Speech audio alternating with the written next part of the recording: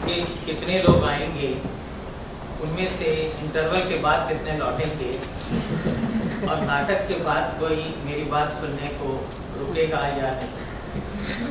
मेरी बड़ी प्रसन्नता है कि आप सब कोई एकाध गया होगा तो क्या होगा, मेरे हिसाब से सब बैठे हैं। आपको आश्वस्त करता हूँ कि बहुत लंबा व्याख्यान मुझे नहीं देना है।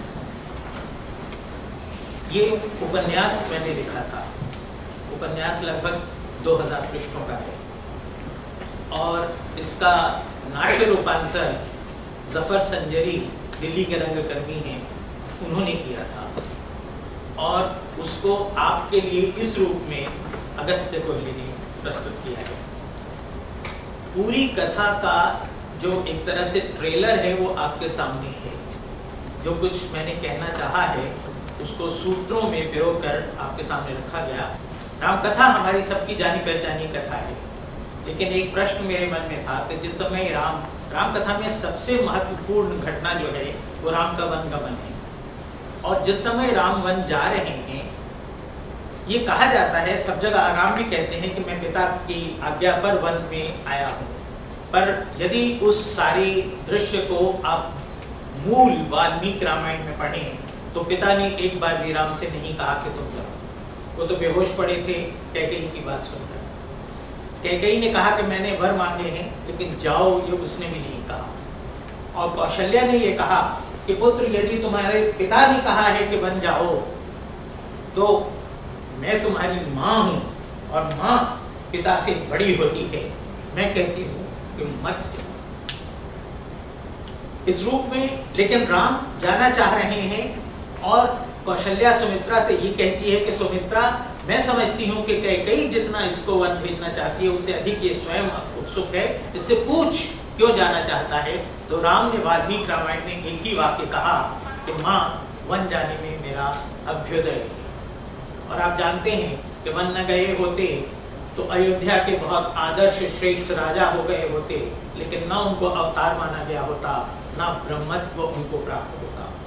इसलिए सबसे बड़ी घटना वन गमन है और आप देखते हैं कि माँ रोक रही है, पिता साथ में सुमंत्र को भेजते हैं कि जाओ इनको दिखा करके वन ले आओ। सारी प्रजा जाती है, उनको सारी रात वहां सोती है कि राम को लौटा करके ले जाना है। लेकिन सारी राम कथा में एक भी समर्थ ऋषि ऐसा नहीं है जो ये कहे कि राम वापस लौट जाओ। जिससे पूछते हैं कि ऋषिवर मैं कहाँ जाऊं, वही थोड़ा सा आगे बढ़ा देता है। विश्वामित्र से आरंभ होता है और अगस्त्य उनको पहुंचा देते हैं गोदावरी के तट पर। अगस्त्य से इसी तरह से प्रभावित होकर हम दोनों ने अपने बेटे का नाम अगस्त्य रखा। आपको मालूम है कि अगस्त्य सागर भी गए थे, आपको मालूम है कि अगस्त्य विंध्य पार करके चले गए थे, वो भी पर्वतों और समुद्रों को पार करके यहाँ आ गया है। तो ये इसमें अगर देखा जाए तो सबसे पहले ऋषि जो हैं वो विश्वामित्र हैं और उस समय राम वनवासी नहीं थे, राम राजकुमार थे जब उनको ले जाया गया और सब कुछ दिखाया गया। जिन बातों पर मेरा बल है वो ये है, लोग मुझसे पूछते हैं कि आज के युग में रह करके राम कथा लिखने की क्या आवश्यकता थी। उनको एक ही बात मैं कहना चाहता हूँ कि जिस समय बांग्लादेश का युद्ध हुआ उस समय बांग्लादेश में पाकिस्तान और उनके मित्र देशों की तरफ से सूचियां भेजी गईं कि यहाँ के बुद्धिजीवियों को मार डालो। क्यों? क्योंकि बुद्धिजीवी ही वो लोग हैं जो पिछड़े हुए दलित शोषित समाज को नेतृत्व प्रदान करते हैं। अगर बौद्धिक नेतृत्व नहीं मिलेगा तो पिछड़े हुए लोग आगे नहीं बढ़ सकते। इसलिए वो बांग्लादेश के बुद्धिजीवियों को मारना चाहते थे सामूहिक रूप से। उससे समझ में आता है कि राक्षस क्यों ऋषियों को मार डालना चाहते थे। कौन है ऋषि? ऋषि हैं बुद्धिजीवी उस समय के, और राक्षस कौन है? वो दांतों वाले सींगों वाले नहीं हैं। इसमें भी वो संवाद आया है कि पहले वो राक्षस नहीं था, अब राक्षस हो गया है। जिसके पास धन शक्ति सत्ता आ जाती है वो राक्षस हो जाता है। राम जिस समय कबंध को मारते हैं, विराट को मारते हैं, उसको पटक कर उसके कंठ पर पैर रख के पूछते हैं तू कौन है? वो कहता है पहले गंधर्व था अब राक्षस हो गया। पहले किन्नर था, अब राक्षस हो गया। राक्षस कोई जाति नहीं है, आपके पड़ोस में भी रह रहा हो सकता है, आपका बॉस भी हो सकता है, आपके अधीनस्थ भी हो सकता है, कोई भी। राक्षस एक वृत्ति का नाम है, जिसमें वो वृत्ति है वो राक्षस है। जाति रक्त वंश से उसका कोई संबंध नहीं है। ये बात विश्वामित्र राम को समझाते हैं। और आपके सामने जो दृश्य काफी विस्तार से पहले आया वो अहल्या का। मैं एक छोटी सी घटना आपको बताता हूँ कि दिल्ली में एक मिसेस शर्मा थी, बस में बैठी थी और रात हो गई, वो अकेली रह गई, उनको पता नहीं था, अंतिम स्टॉप तक जाना था, अकेली रह गई। तो कंडक्टर और ड्राइवर ने उनके साथ अत्याचार करने का प्रयत्न किया और वो महिला अपने सम्मान की रक्षा के लिए बस से कूद गई और उसने अपने प्राण दे दिए।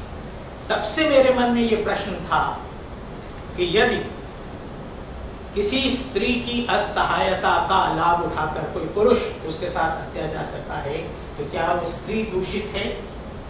क्या उसका दोष है? क्या वो भ्रष्ट है? क्या वो सती नहीं रही? और उसका उत्तर एक ही है मेरे पास कि यदि पुरुष की टांगें तोड़ दी जाएं, उसके शरीर पर जिस तरह से आपने कहा कि क्षत विक्षत किया जाए, 4 गुंडे मुझे पीट दें, तो क्या उसमें मेरा दोष है? किसका दोष है? दोष उस समाज का है जो स्त्री की रक्षा नहीं कर सकता। इसलिए इसमें अहल्या का चरित्र लिया गया, इसमें रुमा का चरित्र लिया गया और इसमें सीता को तो आप जानते ही हैं। उत्तरकांड की जो घटना उसको हम छोड़ देते हैं क्योंकि वो प्रक्षिप्त मानते हैं, उसको बाद में जोड़ी हुई मानते हैं।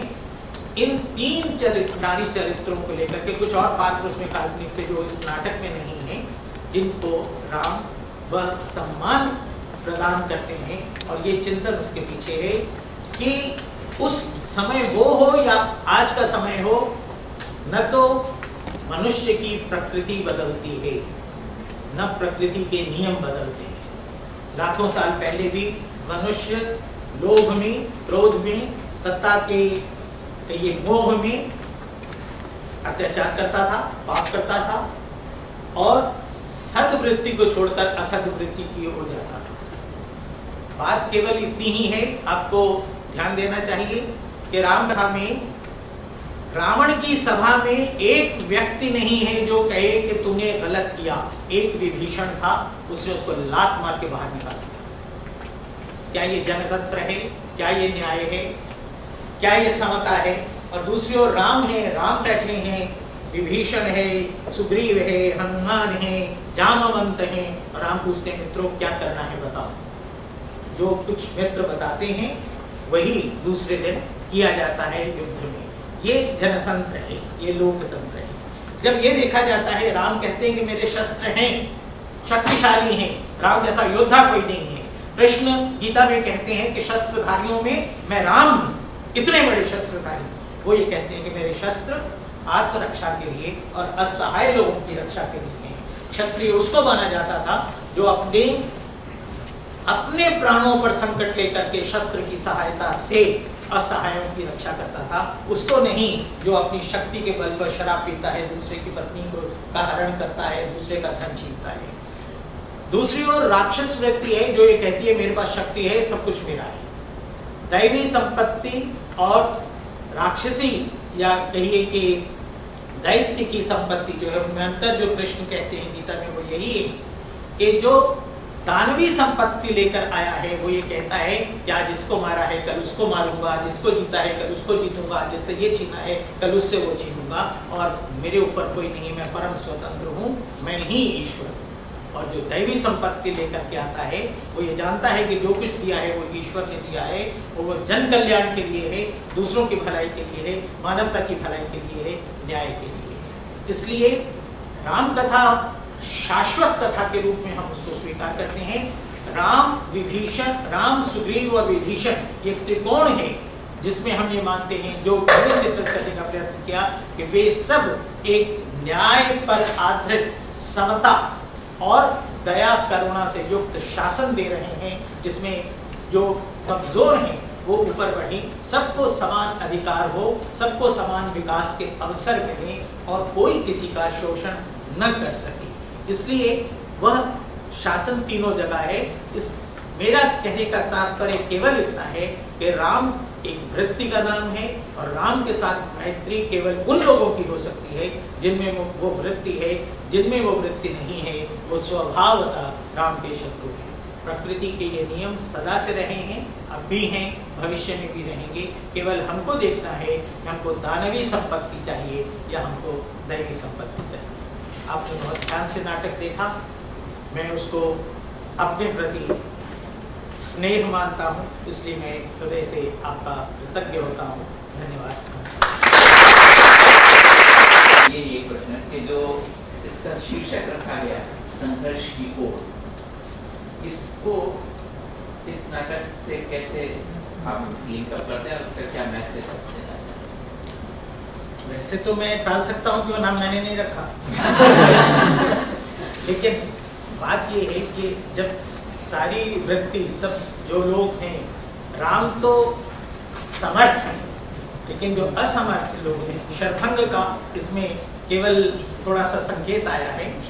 शरभंग वो ऋषि हैं जिन्होंने अपने आश्रम में इंद्र के होते हुए भी आत्मदाह किया, और वहीं वो आश्रम में है जहां ऋषियों की हड्डियों का ढेर लगा हुआ था।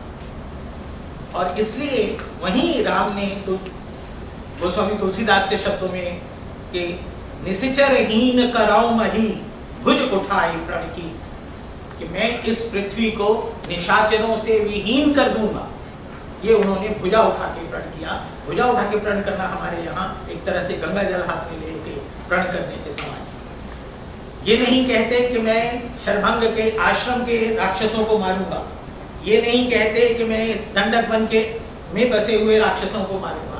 निशिचरहीन कराऊं वही, सारी पृथ्वी को निशाचरों से विहीन कर दूंगा। आतंकवाद आज जिस रूप में है उसका आरंभिक रूप आपको मिलता है ताड़का में। जो जनक का राज्य हो एक ओर है, दशरथ का राज्य दूसरी ओर है, बड़े राज्य हैं, सम्राट हैं दोनों। उनके बीच में मलद और करुष दो छोटे छोटे राज्य हैं जिनके राज परिवारों को ये राक्षस खा गए, बेच दिया, बंदी कर दिया, काट दिया, जो भी किया, और वहां नगर नष्ट हो गए, राज्य नष्ट हो गए, और वहां ताड़का वन उगाया। जो वन उगाया उसको ताड़का वन कहा गया। आतंकवाद वहां से आरंभ होता है जहां एक आश्रम में, आज किसी यूनिवर्सिटी में, किसी कॉलेज में, किसी विद्यालय में किसी को गोली मार दी जाए, किसी को चाकू मार दिया जाए, इसको रक्त और मांस का खेल कहते हैं। यही आतंक है। उस समय जो राक्षस कर रहे थे, जो कहा गया कि विश्वामित्र यज्ञ करते हैं तो राक्षस आके उसमें हड्डी या मांस डाल जाते हैं। हड्डी मांस डालने का तात्पर्य केवल हड्डी लाके डालना नहीं है, उसका अर्थ यही है। तो राक्षसी आतंक तब भी था, आज भी है। जो आदमी वो काम कर रहा है उसको आज राक्षस नहीं कहा जाता, उग्रवादी, आतंकवादी, टेररिस्ट और जो मर्जी कहिए, है तो वो राक्षस है। इसलिए मैंने कहा कि मनुष्य का स्वभाव नहीं बदलता और प्रकृति के नियम नहीं बदलते। अब उसकी ओर जो उस सारी व्यवस्था, उस वृत्ति के विरुद्ध जो संघर्ष करना है, सारी प्रजा को उस तरफ उत्प्रेरित किया जा रहा है कि संघर्ष की ओर चलो, अपनी रक्षा के लिए। जो वाक्य राम सुग्रीव से कहते हैं कि जो शोषित या जो कहिए कि दुखी व्यक्ति या जिसके साथ अत्याचार हुआ है वो स्वयं नहीं लड़ता, वो कभी आत्मरक्षा के लिए, कृष्ण ने गीता में कहा, लड़ना पड़ेगा। आत्मरक्षा के लिए, स्वाभिमान की रक्षा के लिए, देश की रक्षा के लिए, समाज की रक्षा के लिए, संस्कृति और धर्म की रक्षा के लिए लड़ना पड़ेगा। मैं आपसे कहता हूँ भाषा की रक्षा के लिए भी लड़ना पड़ेगा। इसलिए संघर्ष की एक अभ्युदय का मतलब समझाएंगे? अभ्युदय, उदय के पहले अभी जोड़ दीजिए। अभी का मतलब होता है विशेष, विशिष्ट, असाधारण। उदय होना तो आप जन समझते ही होंगे। तो अभ्युदय, अगर आपकी केवल नौकरी पे प्रमोशन हो जाए तो आपका उदय हो सकता है, लेकिन जब आप राम के विषय में ये कहा गया कि जो साधारण मनुष्य, साधारण ही हम कहेंगे, नाक कान मुंह तो हमारी तरह थे, हो सकता है कि लंबाई में मुझसे 1 फुट ऊंचे हो, लेकिन मनुष्य के शरीर वही था। उस शरीर में जब ब्रह्मत्व आता है तो वो अभ्युदय है, साधारण नहीं है। बाबा तुलसीदास ने कहा, विप्रधेनु सुर संत हित लीन बनुज अवतार, निज इच्छा निर्मित तनु माया गुण गोपाल। वो पहली जो पंक्ति है, विप्रधेनु सुर संत हित। विप्र ब्राह्मण को कहते हैं। ब्राह्मण का मतलब जो ज्ञान का उपासक है, जो ब्रह्म का उपासक है। वंश की बात इसमें बिल्कुल नहीं है। धेनु, गाय, सुर, देवता, देववृत्ति, संत, संत जो सात्विक निर्मल स्वभाव के लोग हैं, उनकी रक्षा के लिए राम आए। परफेक्ट पुलिसमैन जिसको हम कहते हैं, कि किसी को भी अत्याचार नहीं होने देंगे। और दूसरी पंक्ति जो है कि निज इच्छा निर्मित तनु माया गुण गोपाल, अपनी इच्छा से निर्मित तन।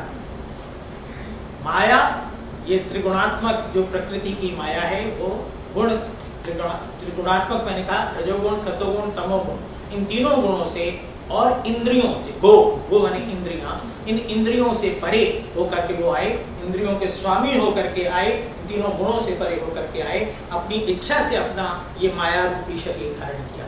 हमारा चिंतन, हमारी संस्कृति, हमारा दर्शन, हमारा धर्म ये कहता है कि आत्मा अपनी कामना से शरीर धारण करती है।